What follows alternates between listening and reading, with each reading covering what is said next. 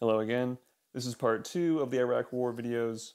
Going to be focusing on neoconservatism in the administration, Jewish neoconservatives as well as non-Jewish, and just generally Jews in politics at the time of the Iraq War. Not going to be looking at like the Israel lobby or Israel, because I already did that in part 1, so you can take a look at that if you haven't.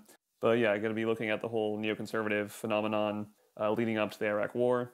As always, I'll get into a little bit of a historical background, so let's get into a little bit of the roots of neoconservatism. So essentially, the roots of neoconservatism go back to Jewish intellectuals in New York in the 30s and 40s, who were more or less ex-Trotskyists, who were disillusioned with communism and generally just disliked the Soviet Union and Stalinism and saw that as a greater threat than like what the left at the time believed. The actual term wasn't used until later in the 70s, but that's just kind of the roots of it. People like Irving Kristol, the basic tenets of the ideology, and it's just kind of like a loose term encapsulating a lot of different people who had different issues on whatever topics, but generally they believed that the US was a force for good and exporting democracy, stuff like that, is a good idea with force if necessary. Kind of a skepticism of international bodies like the UN. Basically saw the US as a model for other countries to follow, and that the American model of democracy is a good thing that should be exported. Pretty basic overview, definition, whatever. If you want to look more into that, you can read Murray Friedman's The Neoconservative Revolution, Jewish Intellectuals and the Shaping of Public Policy. In that book, he makes it pretty clear that it is more or less a Jewish thing. I mean, obviously there are neoconservatives who aren't Jewish, but the main thinkers and just like by number, it's basically a Jewish thing. Whether or not that means anything, I mean, I'm not really here to argue that so much, although people have said that like you can't really disassociate an ideology from the, people's ethnic and historical background. Views about the Holocaust and Israel kind of seep in. Pretty open to those ideas. I don't think that's like conspiratorial or crazy or anything, but just for the sake of this video, I just want to look at how much influence the neocons actually had, specifically for the Iraq War. But of course, before we get into that, I want to go more into the history leading up to the Iraq War, starting with the Cold War. So let's get into that. And real quick, that's not to say that the neocons only cared about foreign policy. They also wrote about domestic issues as well, from a pretty standard conservative perspective, if not even a bit more on the right. I know that one magazine that was founded by Irving Kristol, The Public Interest, had people like Charles Murray on it, who wrote The Bell Curve famously with Richard Herrnstein. People like Nathan Glazer, who's Jewish, wrote about the negative consequences of affirmative action. And people like James Q. Wilson and Daniel Patrick Moynihan, Gentiles, but they wrote about like race issues in the 60s and stuff, and how like the Great Society wouldn't fix problems in the black community and stuff like that. So I just wanted to include that in there. Also, Alan Bloom's work, The Closing of the American Mind, which kind of critiques cultural and moral relativism that higher ed universities were teaching, and this came out in the 80s.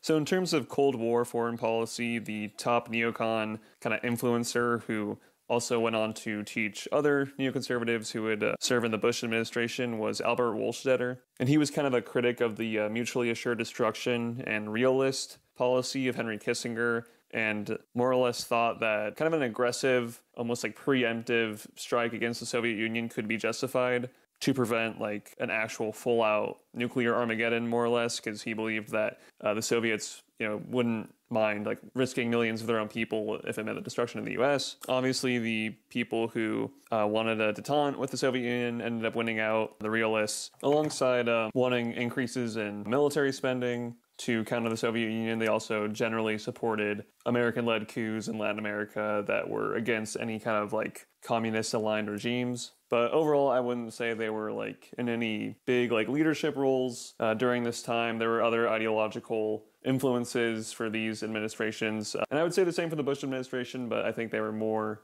like listened to for Bush too. But anyway, things in the 90s is when the US gets more interested in Saddam, obviously, with the first Gulf War. So let's get into that. So essentially, after the first Gulf War, which, I mean, basically everyone, the international community, the Arab community, the first George Bush administration, all basically thought it was justified. They kicked Saddam out of Kuwait, but they let him remain in power in Iraq. Shortly after that, he went and basically murdered a bunch of Kurdish Iraqis and Shia Iraqis as well, which throughout the 90s that led to sanctions, no-fly zones, etc. But the neocons were like a pretty vocal critics of the decision to let Saddam remain in power. So this is when you start getting all the like letters and guideline reports, etc. I don't know what you would call them, that people kind of gravitate to when they talk about neocons and Saddam. They'll like point to PNAC, Project for the New American Century, the Clean Break Memo, etc.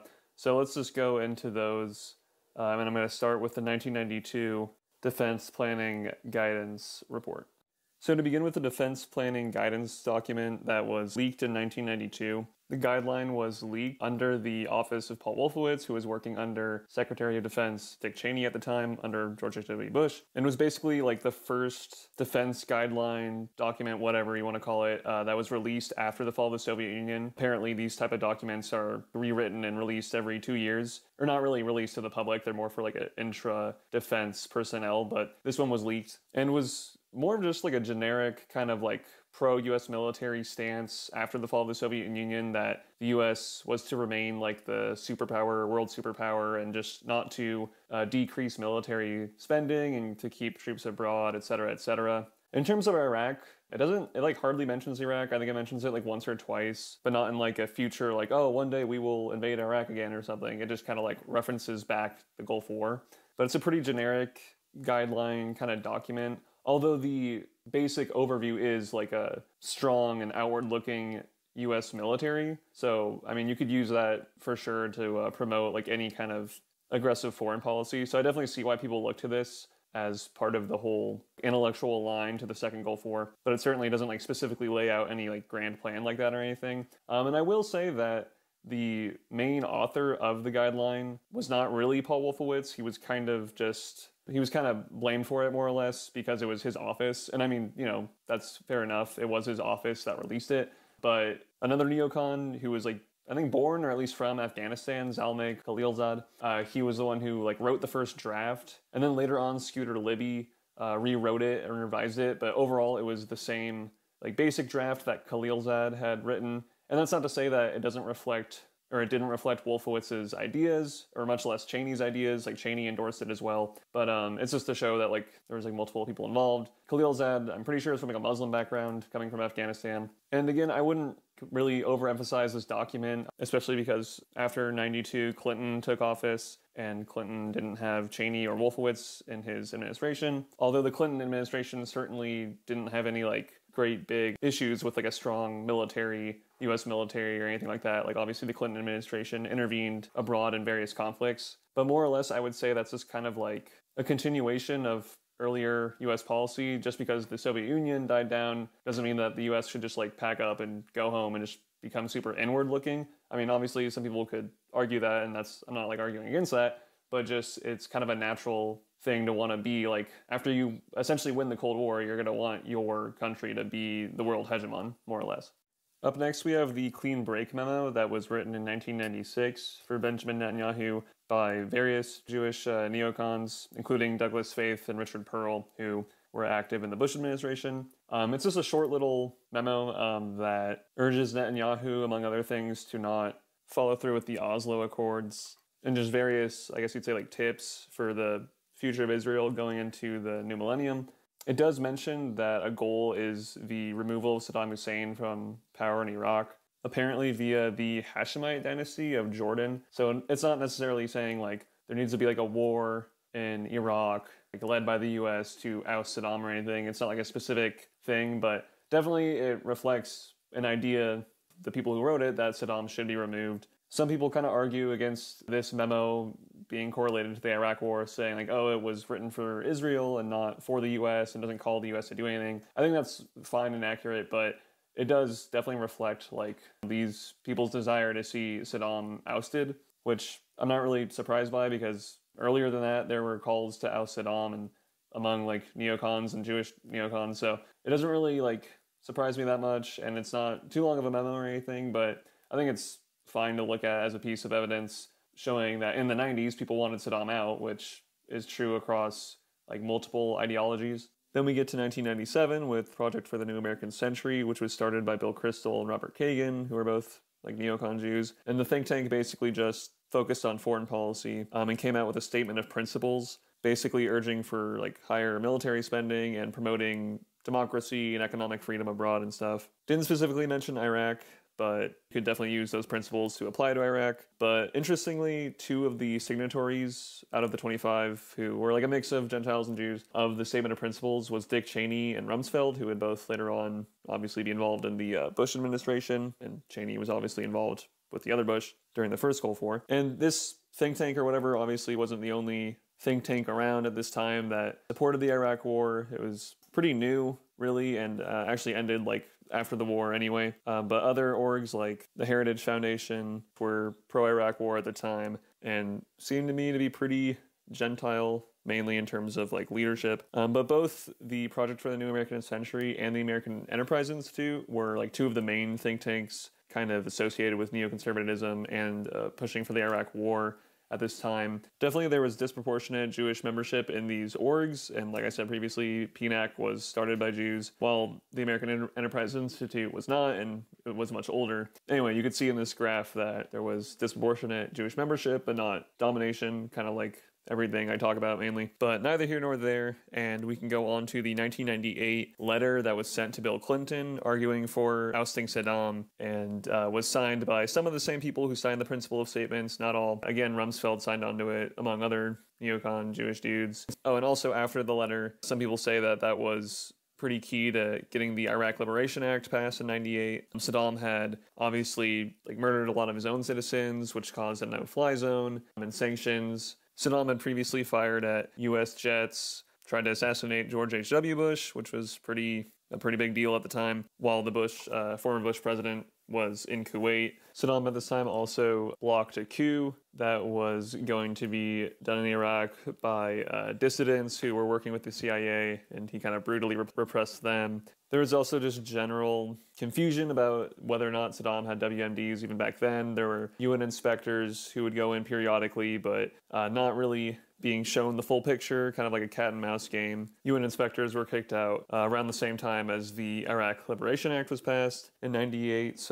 And this was closely followed by Operation Desert Fox, which was a bombing campaign by Clinton in certain like key areas in Iraq. But yeah, ultimately there was this kind of a general feeling that Saddam had to go, even in the Clinton administration. But really no one at this time was thinking about like a full-on war or anything like that. Obviously they would want to see him leave and would have liked to see someone else in power there, but no one was talking about like a war or anything. And the Secretary of Defense at the time, William Cohen, half-Jewish dude who at the time was pretty anti like hawkish views of the Iraq war, or of ousting Saddam. The war hadn't happened yet, obviously. Also, not to leave out the Iraqi National Congress, led by Ahmad Chalabi, who I talked about in the last video, I believe. That organization was pretty instrumental to passing of the act as well, but at the end of the day, Clinton didn't spend too much of the money that was allocated for like this attempted removal, or not really attempted removal, but just the general push for regime change, more or less. He only spent like $20,000 of the almost $100 million that was approved by the law, so there wasn't really like a big push behind it or anything. The biggest thing that happened was the Operation Desert Fox.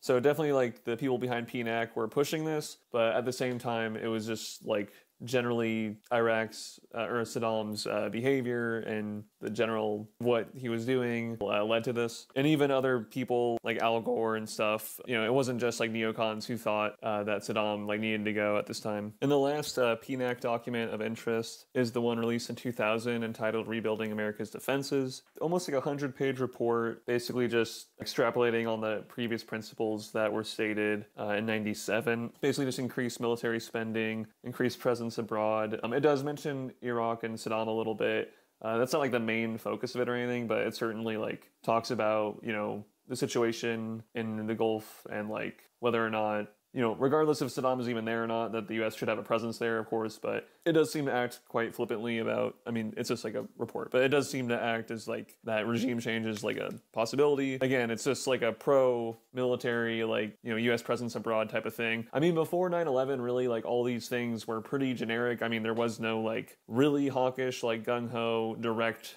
like, oh, we need to go to war right now kind of thing going on because 9/11 hadn't happened yet. But basically all these things in the 90s and now 2000 is just like a general like outline of how things should be. And this report was written by Thomas Donnelly, who is now Giselle Donnelly, which is fucking weird. But anyway, I don't think she or whatever is Jewish. And then co-chairmen were Donald Kagan and Gary Schmidt. I know Kagan's Jewish. I don't know about Gary Schmidt. But anyway, that was kind of like the last thing that people point to in terms of like the neocons and Bush going to war, at least in terms of like reports or like published things. The next thing people do point to is the 2002 Bush Doctrine outlined in the 2002 National Security Strategy. Interestingly enough, the National Security Strategy was largely a product of Rice's, Condoleezza Rice's office, and not necessarily the neocons themselves. The document was mainly known for the Bush Doctrine, preemptive strike kind of thing. I'm not gonna like summarize it, it's pretty long. But overall, like all the documents kind of build up on each other and basically argue for increased U.S. military budget, increased U.S. military presence, and I wouldn't really say that the 2002 document was like something that was produced and then caused anyone to change their opinions. It was a product of existing opinions already that was in the White House and just basically outlining their position before they went to war. Anyway, we went over that, all those famous documents and whatnot, so now I want to get into the actual like inner workings of the administration, the neocons in the administration, and maybe some like Jewish people outside of it as well. And just kind of a quick end note to the whole PNAC thing. In terms of a think tank, because they were so new, they weren't really too involved actually in the media and congressional testimonies and stuff like that compared to other think tanks that either were pro or anti Iraq war. I'm pretty sure besides the Carnegie Endowment and the Cato Institute, most were fairly pro-Iraq war, but regardless, PNAC, in terms of like just percentage-wise, wasn't super represented in like media and congressional testimonies talking about Iraq. But I will say that people who were closely affiliated with PNAC went on to serve in the Bush administration. So that's like a big reason why people might look to PNAC. So that makes sense. But in terms of the think tank itself actually like influencing policy, I think it's more of just a thing that the people who already agreed with like kind of a hawkish policy signed on to it. But it's not like PNAC itself like started any of this kind of thinking. So when most people talk about the neocons in the administration, they're usually referring to people like Paul Wolfowitz, Richard Pearl, Douglas Faith, Scooter Libby, people like that. One thing to note is that these people were more like secretaries and advisors to people in more higher up positions, like Libby with Cheney and Wolfowitz with Rumsfeld. And Cheney and Rumsfeld are generally considered to be like kind of the two top officials who are the most hawkish. Not saying that they were more hawkish than Wolfowitz or whatever, who is also considered very hawkish and one of like the big planners of the Iraq war, but that could be contested. Just in terms of like the highest people in the administration, like before Bush, obviously, Rumsfeld and Cheney were considered the two like most hawkish, and Rice and Powell were considered a bit more moderate, although their positions are sometimes labeled as like more pacifistic and like not so gung-ho about the war, which is true to an extent, but they weren't necessarily opposed, especially Powell. They just wanted more international recognition of the war, but certainly were less hawkish relatively than Cheney and Rumsfeld. And you can kind of see that, like, you know, all these people obviously had a past and history and their writings were known, and people like Wolfowitz and others were chosen specifically for their, like, views on, like, U.S. foreign policy and stuff, mainly by Cheney, who, for a vice president, did quite a lot in the administration. And Wolfowitz even served under Cheney in the previous Bush administration during the first Gulf War, so it all kind of made sense. They all kind of knew each other. Initially, the Bush administration, during its campaign at least, didn't really like focus on foreign policy much. After the Clinton interference or involvement in like the Balkans, Bush was not really interested in that kind of foreign policy. He wanted to focus more on like internal stuff, and that, you know, seemed to be like the direction people were headed in until 9/11 happened. And 9/11 is generally considered as the catalyst. Like, obviously it got us into the Afghanistan war, and during this time as well there was discussions about Saddam. In my last video I talked a little bit about how there was previous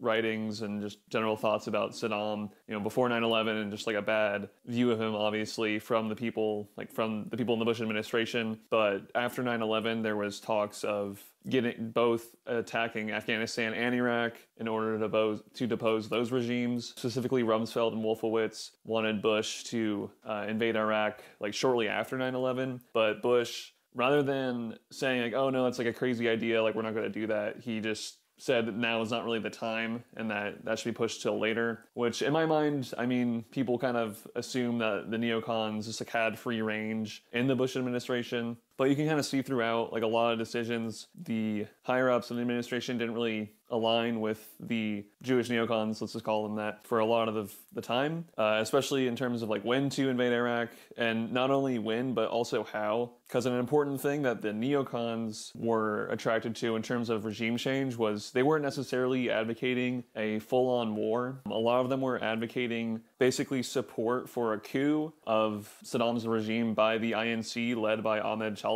And the problem with this was that Bush and the CIA and others didn't really trust Chalabi, whereas the neocons did. It was seen as kind of unrealistic that the US could just support a small coup and just have marginal support rather than a full-out assault on the country to depose Iraq or to depose Saddam, because Saddam had in the past dealt with coups and dealt with uprisings and stuff. But that was just generally the plan that the neocons wanted to pursue, which ultimately didn't happen. Chalabi was not put in power or anything like that. But generally, certain people in the administration and later on the intelligence agencies were definitely looking at, obviously, terrorist connections and just terrorism in general, and Saddam, certainly at the behest of, figures like Cheney and Rumsfeld and Wolfowitz and stuff. But I think something that gets kind of overstated is that the neocons were the ones pushing WMDs and the Al-Qaeda link to Saddam, and no one else believed those things, and it was all just kind of just a straight up lie to get into the war. From what I could read, the WMDs was not really the main focus of the neocons, especially under the Office of Special Plans, which was headed by Wolfowitz and Faith under Rumsfeld. And this office, its main goal was to look at already existing intel and basically try to show from existing intel links to Al-Qaeda and Saddam to other people in the administration. And also Tenet himself clearly states that he believed that it was a slam dunk case and there was a legit belief that Saddam had WMDs. This was believed because Saddam, throughout the 90s, had been very opaque with, all the weapons inspectors, and there was just, a lot of concerns about Saddam's weapons programs. It just wasn't very clear if he had them or not. He kicked out weapons inspectors in 98 and only let them back in 2002. And then the UN inspector, Hans Blank, he also wasn't very clear whether or not Saddam had weapons at the time. Obviously, after the war began, and, US troops got in there and stuff, it was found out that he didn't have any WMDs, but there was a wide held belief, not only in the US intelligence community, but just worldwide, that he probably had something and he was hiding something. And this is kind of due to Saddam's internal desire to have this image that he was still powerful to deter other enemies like Iran, but at the same time, he just didn't really exactly want to be clear, I have no weapons at all, and I'm gonna totally cooperate, because that would be a sign of weakness in his eyes. But regardless, the intel for WMDs was mainly held by the CIA and the DIA. And so with the intel on WMDs, which was not necessarily the main reason we actually went to war, but was kind of the overall agreed upon factoid that the administration used as the main reasoning, you can see various data, whatever, to purport that Saddam had weapons of mass destruction. One of the most heinous was a defector by the codename Curveball, who the German basically equivalent of the CIA had interviewed, and who suggested that Saddam had mobile chemical warfare, weapons of mass destruction units or something like that.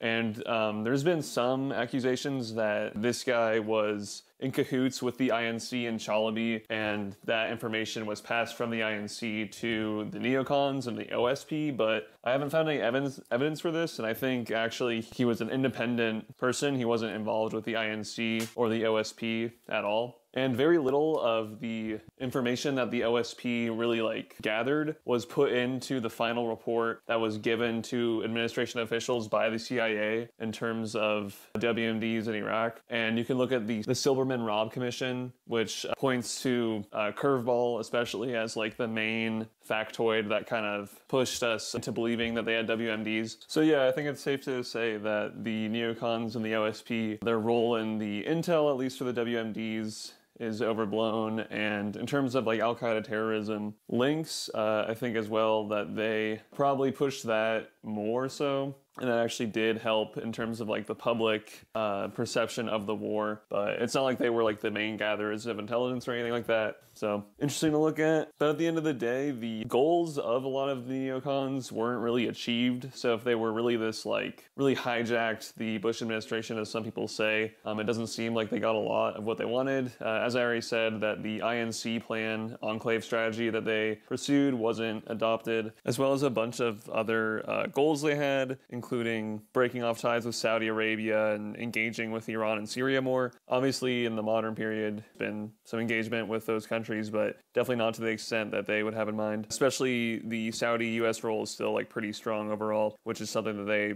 were not a fan of. And then not to mention other non-Jewish neocons who are involved in the administration, like John Bolton, Richard Armitage, John McCain, and others. So, but obviously the point of this is just to focus on Jews. And going off from that, there were people like Richard Hawes, who worked under Colin Powell, who actually sent a memo to Powell discussing his doubts about the Iraq War and basically his recommendation not to pursue it, which was not heeded. And he also was one of the people in the original Bush administration who did not seek the overthrow of Saddam in the first Gulf War. If we look outside like the immediate administration, just in terms of like congressional voting, in terms of like authorizing the Iraq War, there was a significant amount of Jewish people who voted against it, disproportionately more so than non-Jewish. So that's something to look at as well. But overall, the whole thing is not super conspiratorial. Like obviously neoconservatism and neocons wanted Saddam out beginning with the Gulf War, the first Gulf War, and pursued that strategy and were in both administrations. However, 9/11 really did act as a catalyst for both the Afghanistan and Iraq wars, and it was not so much that the neocons and their strategy overtook the administration. It was more that after 9/11, the administration just kind of fell into an ideology that coincided with pre-existing neocon thinking. I mean, it's clear that they weren't like calling the main shots or anything, although they definitely wanted to pressure policy like any other person in an administration, really. At the end of the day, were appointed by and led by people like Cheney and Rumsfeld. And I think at the end of the day, people have this view of Bush as just this kind of like dumb Texas yokel who didn't have any like thoughts on his own, especially when it comes to foreign policy, but that's also not really true. So, I mean, certainly they fit in the equation, but I would say in general, the fact that a lot of their advice wasn't necessarily listened to from the first Gulf War onwards, and like how they wanted regime change wasn't listened to, I think that bodes pretty well against saying that they like somehow dominated the war and the Iraq War was like a Jewish neocon conspiracy. Definitely influenced by them, but I just don't think they had like the final word or say in it. So that's a wrap on that. I'll put sources in the description like always. I think it's a pretty good idea to read like literature in the books for topics like this, so definitely check those out. And I'll definitely be coming out with some more content. Not totally sure what I'll be doing next, but stay tuned. Thanks.